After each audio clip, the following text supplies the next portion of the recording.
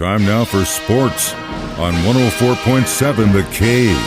Here's Ned Reynolds. Mike the intern, Ned Reynolds in the studio on a cold and wet Friday morning. But you know what? The Kansas City Chiefs have a new player in the end. Brett Veach had to trade up. You surprised he was able to get it done with the Buffalo Bills? Yeah, that is a surprise, as a matter of fact. And a little surprising to me, too, is the fact that it's a wide receiver. Really felt like their greatest need was in the offensive line. But evidently they maybe know something we don't know about Rashee Rice and what his availability will be, because they went for a wide receiver, Xavier Worthy from Texas. He's very, excuse me, he's very quick. Very speedy, speed right up there with Tyreek Hill and people of that caliber. But he's very thin, very small, and he may get jostled around a little bit by this according to the reports anyway, by the NFL D-backs, but still as a wide receiver.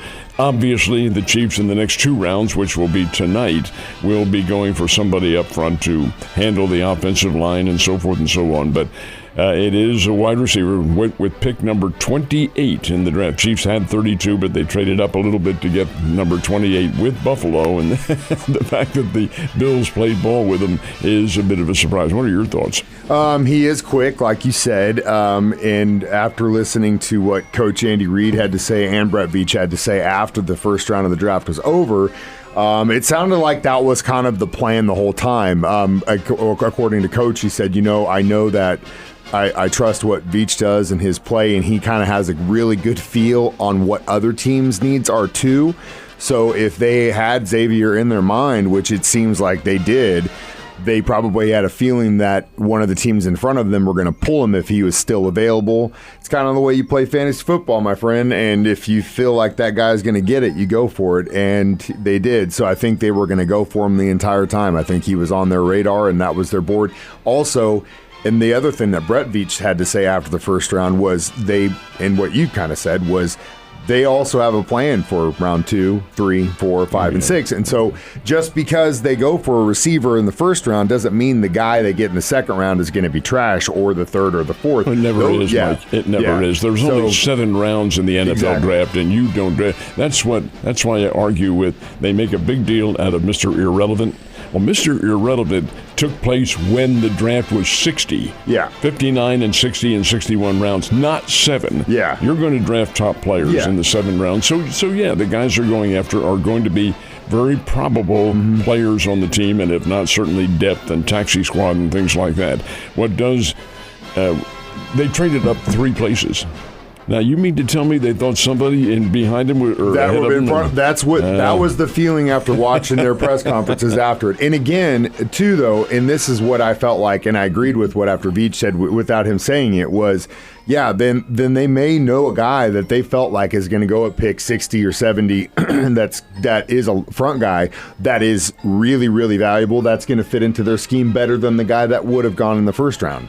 That may be what it is. That's how you got to trust the board, and that's what they're staying to. So I have to believe him, and we'll see. Today will let us know, right? We got second and third today, right? Pretty deep philosophy for the NFL. In Veach we trust, and it's gotten us a couple rings, so I'm just going to let it ride, my friend. You can't deny that. There's no question about the fact that the Chiefs' success has been overwhelming. Going for number 3, and they already have the 2 Super Bowl rings, and 3 would be unprecedented. But the fact is that why they went for a wide receiver is what puzzles me, because I think they must know something about the legalities. The NFL says, they've already hinted they're going to suspend the guy, but they don't say for how long. Is it 2 games, 4 games, 8 games? Is it a year? Probably not. No. But what does the federal government do? What does the judge decide? And there is no trial date yet.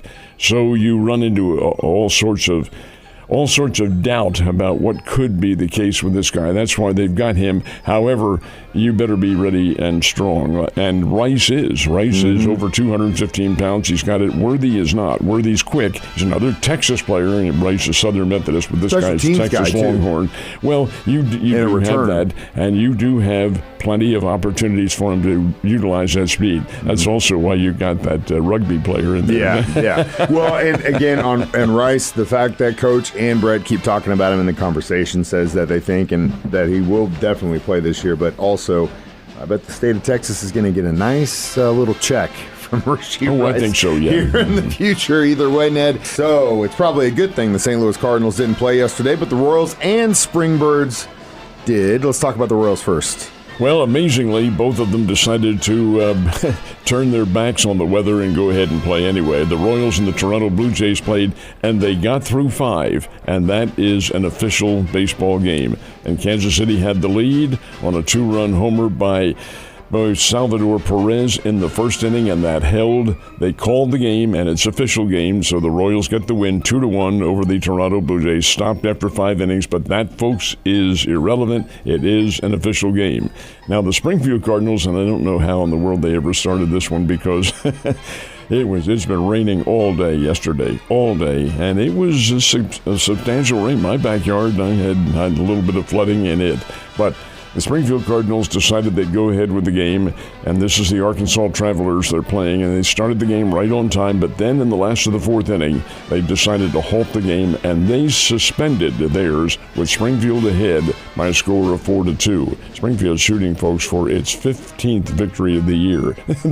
This is unbelievable. They are really on some kind of a roll. So anyway, they suspend this game in the last of the 4th inning, and they will complete it, hopefully, weather permitting, tonight, along with the regularly scheduled game, and then games tomorrow night and then Sunday. Very busy weekend for the Springbirds, who are back home playing the Arkansas Travelers. They are the Seattle Mariners AA Farm Club.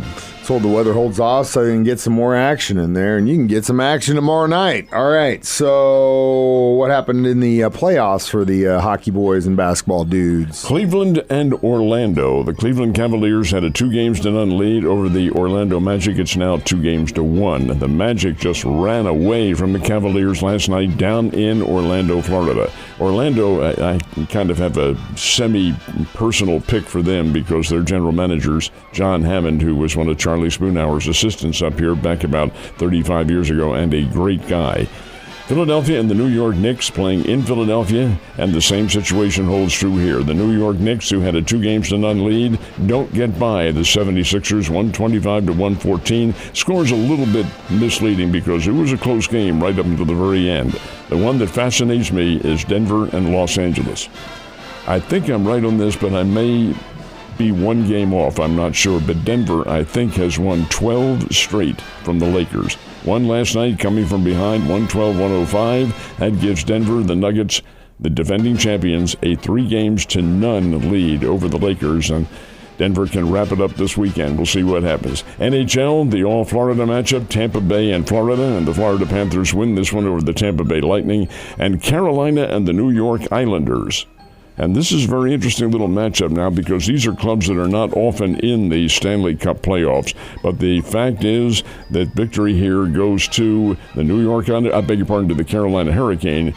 Carolina wins it 3-2. So, again, you have the 2 hockey matchups. There'll be a big weekend because everybody's playing this weekend. Yeah, everyone except for football, but they're picking people. So, yeah, everyone's really playing this weekend. We got any action on the college baseball front this weekend, too? Especially big games for the Bears. Missouri State is in Evansville for a night game tonight. They'll have a day game tomorrow and then a day game on Sunday. The Bears are right on the cusp of making the playoffs. The top 8 teams in the Valley make the postseason play. This is the start of 12 very key games for Missouri State. They're in 8th place. They are the 8th and final team to make it. They really want to make it. This is Keith Cutton's final year as head coach, so the Bears will go out with plenty of incentive. However, Evansville is very tough, and this is where the Missouri Valley Conference tournament will be played in a couple of weeks. Bears need to win. We'll see what happens. Drury is home. They're out at Meadow Park, and they'll be playing Maryville University from St. Louis, the Maryville Saints, and that is a 4-game series, which will include a doubleheader tomorrow and a single game on Sunday. Ned, you have a wonderful weekend. Stay warm and stay dry, my friend.